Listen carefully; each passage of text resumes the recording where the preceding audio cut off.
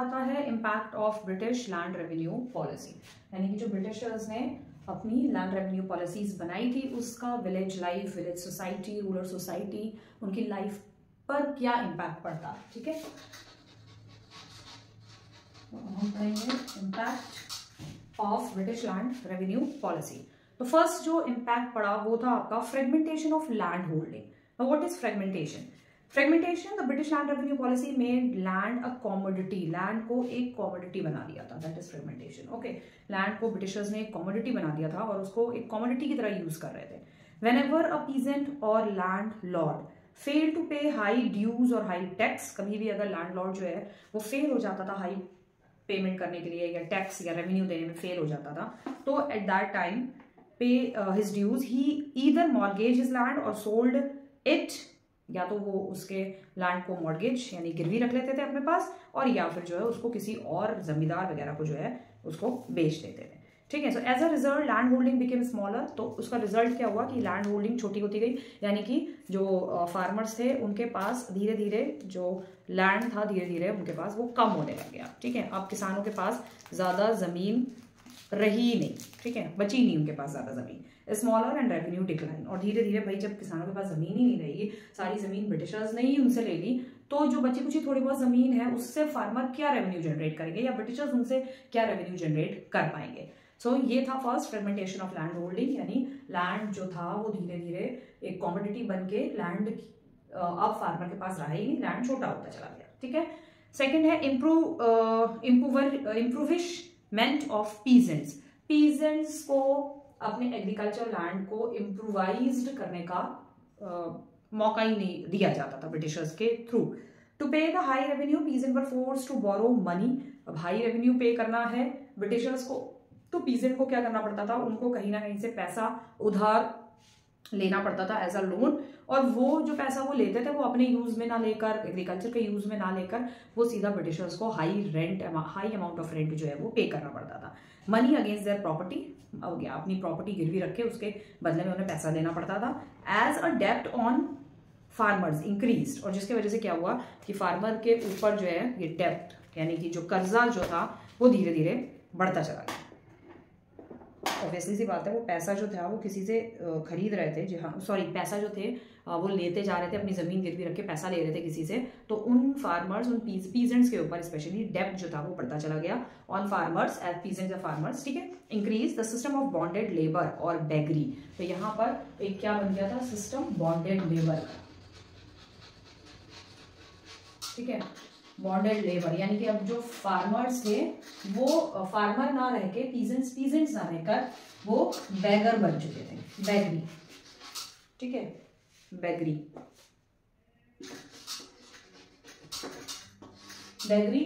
भिखारी बन गए थे। वो अपनी जमीन रखते और पैसा लेते, जमीन रखते पैसा लेते, जमीन रखते पैसा लेते, जितनी भी जमीन थी थोड़ी जमीन ऑलरेडी उनके पास रहती, गिरवी पड़ी रहती थी मनी लैंडर के पास, उसी के ऊपर वो लोग पैसा लेते चले जाते थे, लेते चले जाते थे उसी के ऊपर। तो एट लास्ट फाइनल क्या होता था कि उनका जो डेप्थ था, उनका कर्जा इतना ज्यादा बढ़ जाता था, ना तो वो अपनी जमीन छुड़ा पाते थे और ना फिर उनको और पैसा मिलता था। ठीक है, ये तो एक्चुअली ये हमारे इंडिया की हालत सिचुएशन थी, ब्रिटिशर्स के टाइम पर भी थी, ब्रिटिशर्स से पहले तो जैसे तैसे ठीक था, लेकिन ब्रिटिशर्स के जाने के बाद क्योंकि नए नए सिस्टम उन्होंने बनाए, तो यहाँ इंडिया के जमींदार्स को, बड़े बड़े बिजनेसमैन को भी नए नए सिस्टम पता चल गए थे। तो अब ब्रिटिशर्स के जाने के बाद भी they are continue doing the same thing. तो ब्रिटिशर्स के जाने के बाद भी कोई हमारे देश की हालत, देश की गरीबी में कोई सुधार नहीं आया था। 30-40 सालों तक, 40 साल के बाद, 45 ईयर्स के बाद थोड़ा जो है सुधार आना शुरू हुआ। ठीक है, a number of landless labour also increase, तो जिसकी वजह से लैंडलेस लेबर हो गए, लेबर उसके पास लैंड तो था नहीं, तो वो बढ़ते चले जा रहे थे, उसका भी लैंड छीन लिया, उसका भी लैंड छीन लिया, उसका भी लैंड छीन लिया, सारे लैंडलेस लेबर जो थे वो बढ़ते जा रहे थे। ठीक है, एज मैनी जमींदार did not live in the village, बहुत सारे जमींदार ऐसे थे जो विलेज में नहीं रहते थे, and were mostly interested in extracting more revenue from farmers.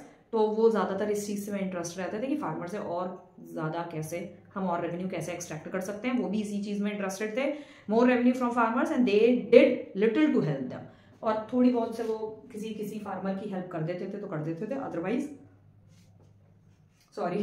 Otherwise उनकी हेल्प नहीं करते थे वो। Next is commercialisation of agriculture. Now what is commercialisation? मैंने स्टार्टिंग में ही आपको बताया था कि कमर्शियलाइजेशन क्या होता है।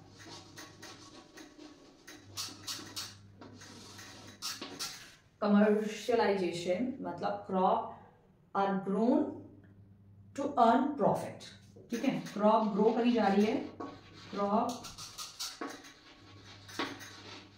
Are grown to earn only and only to earn profit, ठीक है। क्रॉप ग्रो करी जा रही है, ग्रो करवाई जा रही है, करी नहीं जा रही, ब्रिटिशर्स द्वारा फार्मर्स को फोर्सफुली फार्मर से क्रॉप ग्रो करवाई जा रही है सिर्फ अपना प्रॉफिट कमाने के लिए। तो अब जो एग्रीकल्चर था वो कमर्शियलाइजेशन हो गया था, मतलब एग्रीकल्चर जो था वो कमर्शियलाइज हो गया था कि वो जो क्रॉप ग्रो करते थे वो सिर्फ बेच के उससे अपना रेवेन्यू ज्यादा से ज्यादा जनरेट करने का काम कर रहे थे और कुछ नहीं कर रहे थे, ठीक है। उनको इस बात से नहीं मतलब था कि फार्मर्स के खाने के लिए उनके पास अनाज वगैरह है या नहीं है, they doesn't care about all these things, okay. So many landlord shifted from producing food crop to commercial crop. बहुत सारे लैंडलॉर्ड्स फिर फूड क्रॉप, जो अब तक एग्रीकल्चर फूड क्रॉप था, एग्रीकल्चर में जो भी चीजें ग्रो होती थी वो फूड क्रॉप था, यानी अपने कंजप्शन के लिए ग्रो करते थे, वहां से अब वो कमर्शियल क्रॉप्स बन गई थी।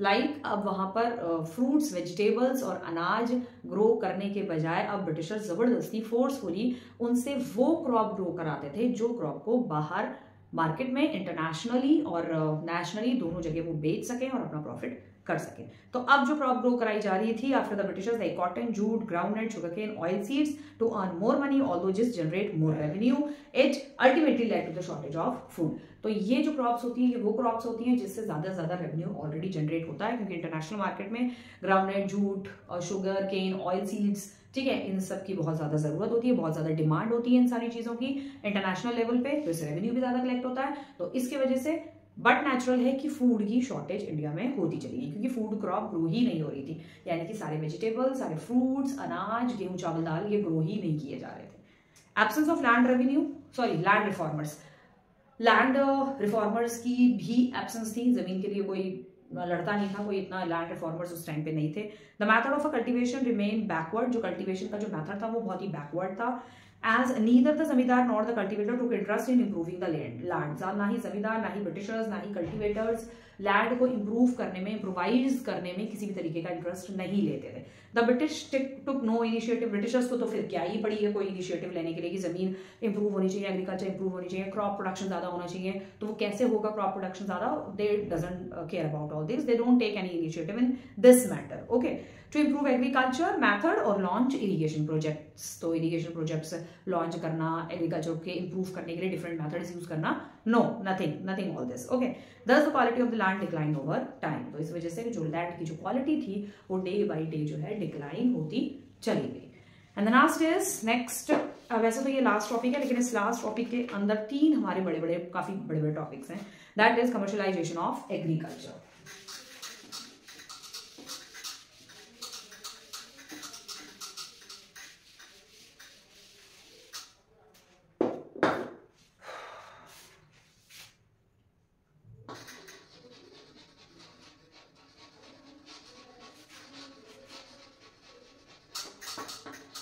Commercialization of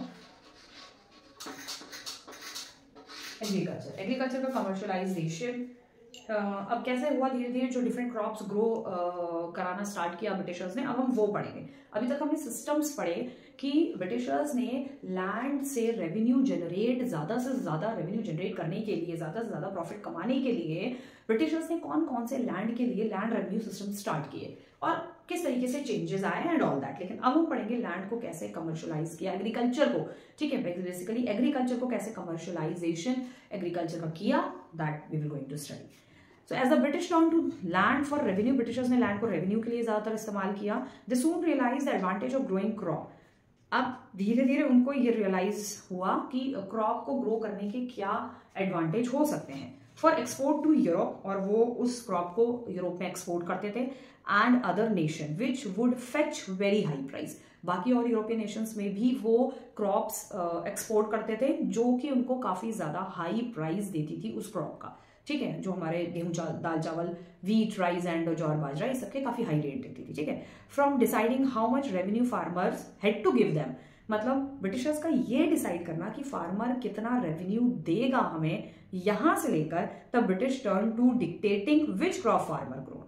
ब्रिटिशर्स ने यहां से स्टार्ट किया कि कितना रेवेन्यू फार्मर हमें देगा, और रुके कहां पर जाकर कि वो एग्रीकल्चर में उन्होंने अपनी पकड़ कहां पे जाके बना ली पूरी तरीके से कि अब वो ये डिसाइड करेंगे कि अब मतलब उन्होंने पकड़ यहां तक बना ली कि अब वो यहां तक भी डिसाइड करेंगे कि फार्मर कौन सी क्रॉप ग्रो करेगा। पहले उन्होंने इस बात पे पकड़ बनाई कि फार्मर हमें कितना रेवेन्यू किस जगह पर कैसे देंगे, यहां से उन्होंने शुरुआत करी और वो कहां तक लेकर गए कि अब हम ये डिसाइड करेंगे कि फार्मर कौन सी क्रॉप ग्रो करेगा। ठीक है, so the British turn to, okay, this one is done. तो today towards the end of the 18th century, यानी कि 18th century के एंड में तो हम 18th century की एंड की अगर हम बात करें तो मतलब ये पीरियड था, कौन सा पीरियड रहेगा आपका, 1750 के बाद का पीरियड। ठीक है, 1750 तो हाफ हो गया।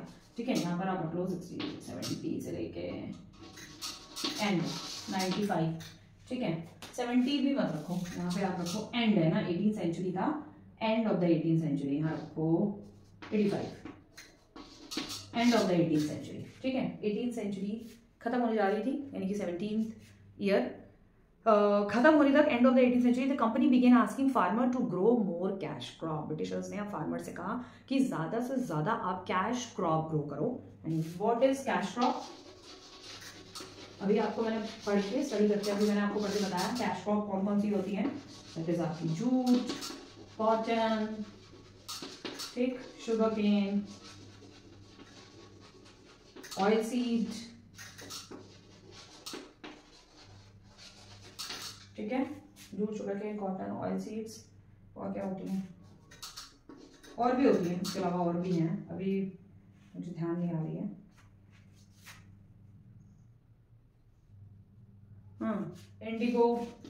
इंडिगो बड़ी फेमस रही हमारी कंट्री में, एंड ऑल्सो ओपियम भी बहुत फेमस रही। एंड इंडिया में ओपियम फेमस रही आफ्टर चाइना, क्योंकि पहले इंडिया में ही मतलब ग्रो किया, पहले इंडिया में नहीं इंटरनेशनली बड़ी इसकी डिमांड थी। ठीक है, चाइना की कंट्रीज में, चाइना में विद इन चाइना के किंग्स जो थे अर्लियर, वो आप 9th में पढ़ोगे, स्टडी करोगे, उनको ओपियम की बड़ी रिक्वायरमेंट थी, because opium is to be called, opium जो है वो एक तरीके की नशे वाली क्रॉप होती है, जिसे हम हिंदी में कहते हैं अफीम। ठीक है, मे भी शायद आपने सुना होगा, मेरी हिंदी इतनी अच्छी नहीं है, सो लेट इट बी। ठीक है, ओपियम होती है अफीम, नशे की चीज होती है जिससे टबैको एंड ये सारी चीजें बनती है। अफीम होती है नशे की चीज होती है। ठीक है, ड्रग्स वगैरह जो बनाई जाती है, टोबैको वगैरह जो बनाया जाता है, वो इसी अफीम से बनाया जाता है। और साउथ ईस्ट चाइना में इस अफीम की, ओपियम की बड़ी डिमांड थी कभी किसी टाइम पर। ठीक है, वो कौन सा ईयर है क्या है वो आप 9th में पढ़ोगे, अभी मैं उस पर नहीं जा रही हूँ। तो इंडिया से ही ओपियम जो है इसी ब्रिटिश टाइम पीरियड के दौरान ही से लेकर 18th सेंचुरी से लेकर 19th सेंचुरी के टाइम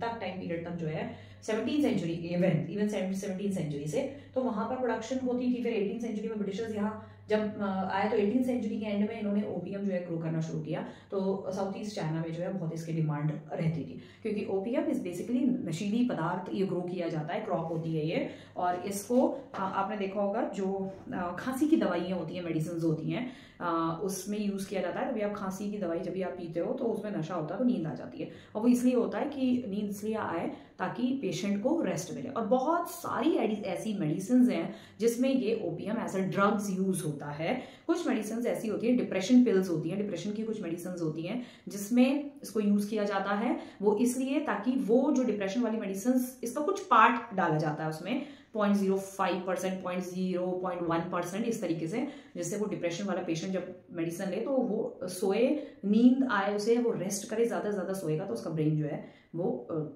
ठीक रहेगा, इधर उधर की चिंताओं से वो थोड़ा फ्री रहेगा। ठीक है, तो ओपियम बेसिकली बहुत सारे मेडिसिन में यूज होता है। तो ये कैश क्रॉप में आता है। ये ओपियम की आज भी इंटरनेशनल मार्केट में बहुत ज्यादा डिमांड है, क्योंकि सबसे पहले इसका यूज ये जो है मेडिसिन बनाने के लिए, मेडिसिनल प्लांट है, मेडिसिन के लिए ये ज्यादा यूज किया जाता है। इंडिगो जो है ब्रिटिशर्स ने बहुत फोर्सफुली ये ग्रो करवाया इंडिया में, इंडिगो बहुत ग्रो किया। इंडिगो इज जो है नील होता है, इंडिगो नील जो कि हम कपड़ों वगैरह में, नील पहले एक रॉबिन ब्लू करके एक नील आता था, आज भी आता है, उजाला वगैरह जो आता है वही नील होता है। नील इज अ डाई। ये इंडिगो जो है वो एक तरीके की डाई होती है जिससे कलर का हम एज अ नील जो उजाला और रॉबिन ब्लू नील है, कपड़ों में चमक लाने के लिए भी यूज़ करते हैं, और ये एक डाई भी है तो कपड़ों को प्रॉपर कलर करने के लिए भी यूज़ होता है। तो ये थी कुछ कैश क्रॉप्स जो ब्रिटिशर्स जो थे ज़बरदस्ती इंडियन फार्मर्स और पीजेंट्स से ग्रो करवाते थे, उन्हें बहुत ज़्यादा एक्सप्लॉइट करते थे, उन्हें मारा पीटा जाता था, वहाँ पर सारे ब्रिटिशर्स सोल्जर्स लगाए जाते थे, ज़बरदस्ती उनको यही सीड ग्रो करने के लिए कहा जाता था, ठीक है। But this cost many problem, लेकिन इसके वजह से बहुत सारी प्रॉब्लम्स आई। क्या? As more land came under the commercial crop, ज्यादा से ज्यादा लैंड पे कमर्शियल क्रॉप सी, बस यही क्रॉप ग्रो यूज हो रही है, तो खाने पीने की क्रॉप कहाँ ग्रो होगी? ब्रिटिशर्स के खोपड़े पे? ये उनको समझ में ही नहीं आई ये बात, ठीक है। So a large number of merchants and middle man emerged.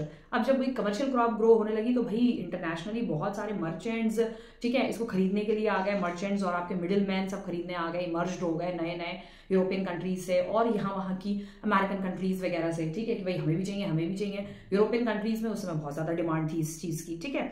So increase in the cultivation of the commercial crop meant less land was being used to the production of the food grains. अब ज्यादा से ज्यादा land जब cash crop के लिए use हो रहा है तो फूड ग्रेन्स के लिए लैंड कहाँ से लेकर आएंगे ब्रिटिशर्स? तो फूड ग्रेन के लिए लैंड जो था वो कम होता चला गया, and this often led to famine. तो अगेन इसकी वजह से जो है फिर से फेमाइन्स आ गए, सूखा पड़ गया, लोगों को खाने को नहीं मिल रहा है, शॉर्टेज ऑफ फूड हो रहा है, ठीक है। खुद ब्रिटिशर्स तो अपना अनाज भर लेते थे, लेकिन लोग भूखे जो थे मरने की नौबत थी, मतलब हो चुकी थी, लोग भूखे मर रहे थे, फेमाइन आ गया, लोग भूखे मर रहे थे। Let us understand with this with example of Indigo cultivation. तो इंडिगो कल्टीवेशन के एग्जांपल से हम ये चीज को समझेंगे, ठीक है। और उसके बाद हुआ इंडिगो रेबेल, ठीक है। इसी दौरान जो है फिर किसानों ने बाद में इंडिगो को लेके रेबेल छेड़ दिया। So indigo cultivation was among the first crop that British forced farmer to grow in their field or plantation. First crop थी, cash crop थी, first cash crop जो forcefully ब्रिटिशर्स जो थे फार्मर से बोल रहे थे कि इसको एग्रीकल्चर के लिए आप प्लांटेशन के लिए फील्ड में लगाइए, ठीक है, इसको ग्रो करिए। Indigo is a plant from which a natural blue dye is produced, ये मैंने आपको बता ही दिया। This dye was used by the cloth manufacturers and was in great demand in many of the European countries. I already told you कि indigo की European as a climate of England because great demand in many of the European countries including Britain.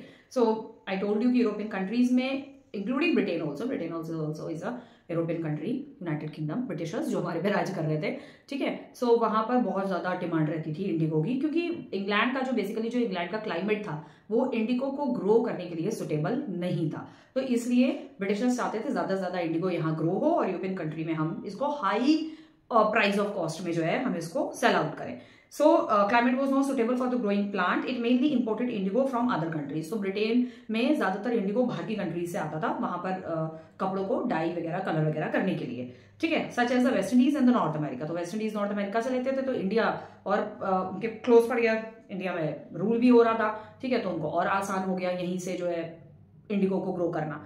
So towards the end of the 18th century के end में, जैसे कि यहाँ पर लिखा हुआ है, ठीक है, the demand for indigo shot up in Britain में इंडिगो की डिमांड जो थी वो as a great industrialisation increased cotton production, जो कि बहुत ज्यादा शॉर्ट अप हो गई, ठीक है। बहुत ज्यादा डिमांड जो थी वो एकदम से इंडिगो की बढ़ गई, क्योंकि वहां पर जो था इंडस्ट्रियलाइजेशन चल रहा था। जो आप 9th में पढ़ोगे industrialisation, French revolution, Russian revolution के दौरान जो इंडस्ट्रियलाइजेशन हुआ, 10th में इंडस्ट्रियलाइजेशन का कुछ थोड़ा सा पार्ट दिया हुआ है, तो वही टाइम पीरियड यही था, इसी टाइम पीरियड में 18th सेंचुरी में वहां पे इंडस्ट्रियलाइजेशन हो रहा था, और फ्रांस में फ्रेंच रेवोल्यूशन हो रहा था, रशिया में रशियन रेवोल्यूशन हो रहा था, और ब्रिटेन में काफी हलचलें हो रही थी, ठीक है। Greater industrialisation increase cotton production, cotton का प्रोडक्शन वहां पे बढ़ गया। कॉटन एक व्हाइट कलर की तो सारी शर्टें नहीं बनाएंगे या व्हाइट पैंट्स तो नहीं बनाएंगे, कॉटन को कलर्ड करने के लिए डाई चाहिए थी, ठीक है, डिफरेंट, तो एक डाई से डिफरेंट कुछ 3-4 कलर्स तो बनी सकते हैं, ब्लू डाई होती है ये, ठीक है। At the same time Indigo plantation in waste Indies and north America collapsed. तो यहाँ से जब ये लोग मंगाने लगे तो इनके साथ साथ देखा देखी बाकी यूरोपियन कंट्री में भी इंडिगो इंडिया से ही सप्लाई होने लगा। तो वेस्ट इंडीज से नॉर्थ अमेरिका से जो इंडिगो यूरोपियन कंट्रीज में बाकी कंट्रीज में जाता था वहां जाना बंद हो गया, तो इनकी दुकानें बंद हो गई, नॉर्थ अमेरिका की और वेस्ट इंडीज की। To meet the growing demand of indigo, the East India Company began looking at expanding production of the crops in India. तो यहाँ पर डिमांड बढ़ने की वजह से growing demand of Indigo, east India company ने जो है production of crop in India looking at expanding, यानी कि इसी क्रॉप का प्रोडक्शन जो है एक्सपैंड करना शुरू कर दिया, बढ़ाना। In the early decades of the 19th century, the 19th century start हुई जैसी अर्ली स्टेज हुई 19th century की, यानी कि 1805 या 1810 या 1520 का जो ईयर था, Bihar and Bengal became the main source of indigo for the British. Bihar और बंगाल में सबसे ज्यादा इंडिगो प्लांटेशन जो था, इंडिगो ग्रो करना किया जाने लग गया, ब्रिटिशर्स के द्वारा किया जाने लगा, ठीक है, बहुत ज्यादा।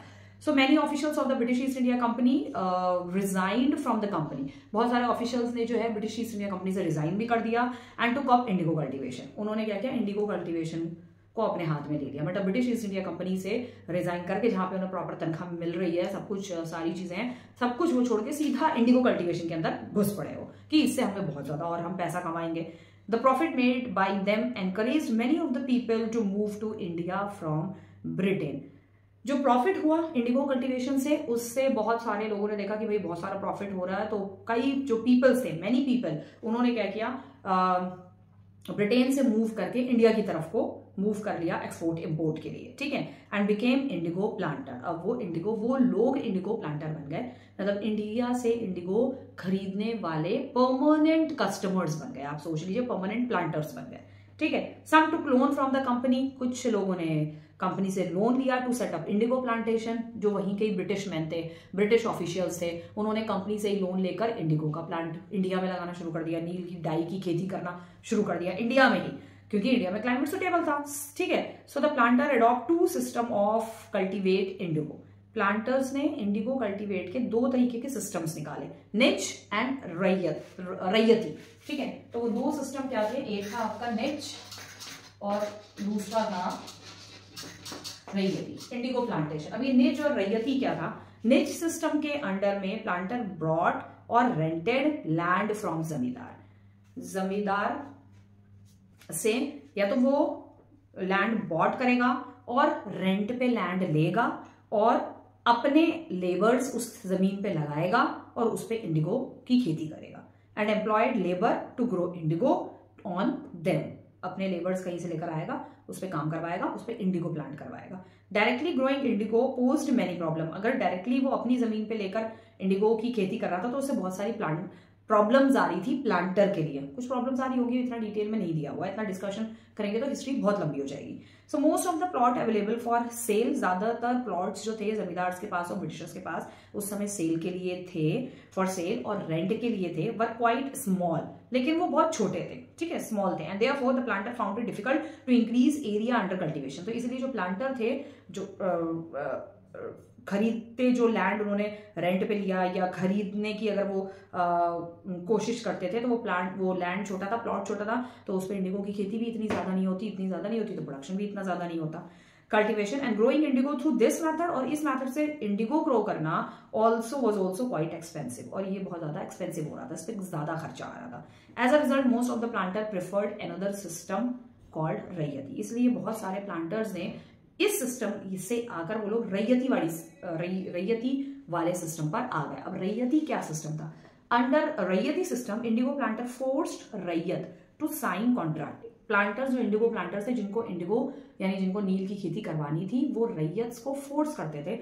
रैयत एक जिनका लैंड होता था, ठीक है, एक कॉन्ट्रैक्ट साइन करवाने के लिए कॉन्ट्रैक्ट साइन करवाते थे रैयत से, under which they were given loan, जिसके थ्रू वो लोग लोन देते थे, गिवन लोन देते थे to cultivate indigo on a quarter of their farm land. अपने फार्म लैंड पर इंडिगो कल्टीवेट करने के लिए रैयत को जो है लोन देते थे कॉन्ट्रैक्ट साइन के साथ।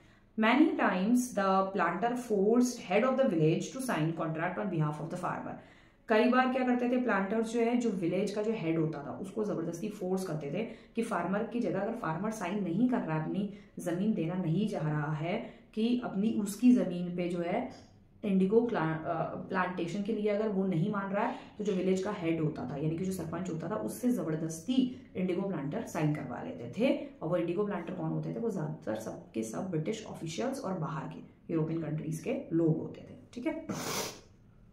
सो आफ्टर एवरी हार्वेस्ट, जब भी कटाई का टाइम आता था, इंडिगो कटाई का टाइम आता था, the planter bought the Indigo produced by the farmer at low price. तो फार्मर से कम, बहुत ही लो प्राइस पे पूरा प्रोडक्शन ले लेते थे, and gave fresh loan to them for cultivate the plant. और उनको एक नया लोन दे देते थे 20,000 का, 30,000 का, और उसे कहते थे अब इन पैसों से नई नील की खेती जो है वो शुरू करो, ठीक है। ये था raiyati system, this is called raiyati system. Indigo farming cause much misery to Indian peasants. नील की खेती ने बहुत सारे लोगों के लिए, बहुत सारे लोग, फार्मर्स के लिए, स्पेशली पीजेंट्स के लिए बहुत ही मिजरेबल कंडीशंस उनके सामने पैदा कर दी थी, ठीक है। In the 19th century more than 75% of the land under indigo cultivation was under raiyati system. तो 19th सेंचुरी के टाइम पर 75% लैंड ऐसा था जो इंडिगो प्लांटेशन में लगा हुआ था, मतलब ऑल ओवर इंडिया का 75% लैंड इंडिगो प्लांटेशन में लगा हुआ था, रैयती सिस्टम के अंडर में आते हुए। As a result this system many farmer came heavily under depth. तो फार्मर्स जो थे जिसकी वजह से बहुत ज्यादा अंडर डेप्थ में आए, कर्जे में आ गए। The soil in their land, उनके लैंड पे जो इंडिगो की खेती बार बार जो इंडिगो नील बार बार जो ग्रो किया जा रहा था, उसके वजह से जो सॉइल थी, सॉइल की फर्टिलिटी खत्म हो चुकी थी पूरी तरीके से।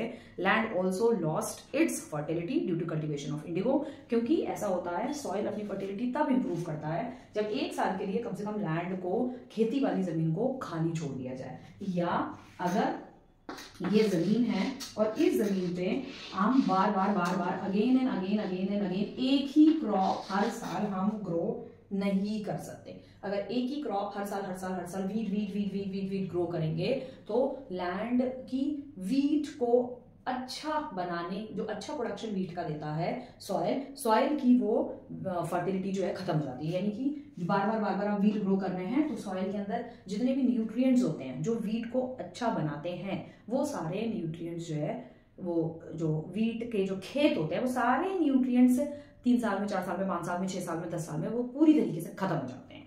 ठीक है। उसमें फिर उसके खत्म 10 साल बाद भी फिर आप वीट ग्रो करोगे तो वीट का प्रोडक्शन, या 5 साल के बाद आप फिर वीट ग्रो करोगे तो वीट जो है, गेहूं की जो खेती है वो अच्छी होगी ही नहीं, प्रोडक्शन ही अच्छा नहीं होगा। ठीक है। तो इसी तरीके से इसमें इन्होंने बार बार इंडिगो ग्रो करवाया। अब इंडिगो को जो न्यूट्रिएंट्स चाहिए होते थे वो हर साल वो न्यूट्रिएंट जमीन से लेता जा रहा था। खेती जो पेड़ पौधे जो उसके ग्रो हुए पौधे, सारे न्यूट्रिएंट सॉइल से उसने ले लिए। 4 साल बाद, 5 साल बाद जो है सॉइल के अंदर इंडिगो भी ग्रो नहीं होगा, सॉइल की पूरी फर्टिलिटी खत्म हो जाएगी, लैंड खत्म हो जाएगी।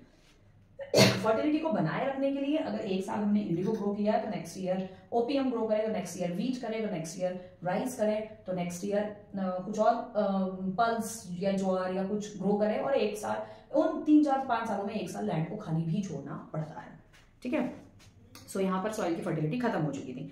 So over the time the prices they received from Indigo से जो भी प्राइस वो रिसीव कर रहे थे बिकेम लोअर। ऑब्वियसली जब फर्टिलिटी खत्म होगी इंडिगो का प्रोडक्शन भी कम होता चला जाएगा, अच्छा इंडिगो ग्रो होगा ही नहीं। Lower and lower while their loan grew pushing them further into depth. लेकिन इंडिगो का प्रोडक्शन कम होता जा रहा था, लेकिन जो फार्मर्स और पीजेंट्स के ऊपर जो लोन था वो उनका बढ़ता जा रहा था, और जिसके वजह से जो फार्मर्स थे वो एक तरीके से वो मतलब अगेन वो लोग फार्मर्स जो थे वो कर्जे की तरफ जो है उनको धक्का दिया जा रहा था। मतलब इट इज अ फ्रेज दिया हुआ है यहाँ पे, pushing them further into depth, यानी कि इस इंडिगो की खेती ने अगेन उनको कर्जे की तरफ जो है धक्का दे दिया।